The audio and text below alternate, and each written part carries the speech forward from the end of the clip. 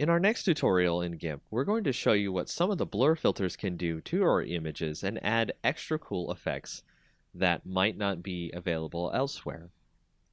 We'll start by using our blur, Gaussian blur, motion blur, and pixelize blur filters, and that way you can see all the neat types of things you can do with your image.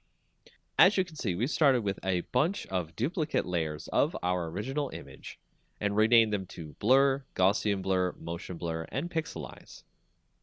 From there, we can select our blur layer, turn that visibility on, and then go up to the filters, blur, and then blur. And it'll add a subtle blur effect to the image. You can see it on here. It's now much different from the original image. The details have been lost. And then we'll go up to our Gaussian blur, turn that visibility on, go to filters, blur, Gaussian blur, and we'll turn the blur radius to about 11 seems fine. That's our Gaussian blur. And then we'll go to motion blur, turn that one on. Go to filters, blur, motion blur.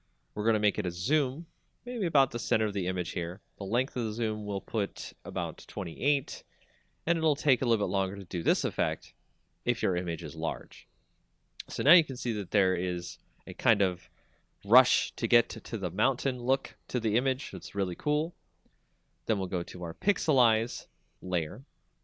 Go to there, go to filter, blur, pixelize, and it'll create a kind of chunky pixel look to the image. So it'll actually kind of blur it out in something that's kind of like if you censor an image or protect someone's face or anything like that, you might see somebody has done something like this. So we'll set the pixel width to 7 and the pixel height to 7. And that is the pixelized blur on our image. So if we want to go back to regular blur, let's remove all the different visibilities of the other image. And we can change the opacity on this blur so we can change how much of the blur obscures the image, which is okay. If we go to Gaussian blur, we can do this with our opacity in such a way where we create kind of a hazy look to the image. You can see it looks like it's in some sort of a dream. Then to motion blur, if you wanted to change the opacity on there, it creates more of a kind of like ray-like effect coming out from the image itself. So you can dial that in as much as you want or as you like.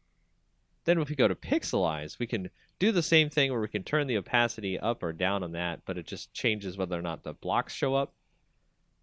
What we can do here is we can select part of the image and we can create kind of a border in the image. And to do that, we've selected a spot in the image.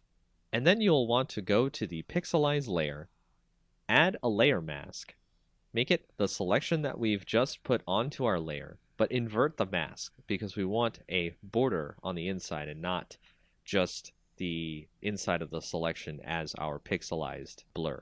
And then click add, and you can see now on the edges of the image, if you right click, select none, you can see on the edges of the image there's a nice pixelized border. And that's an intro to some of the different blur filters in GIMP.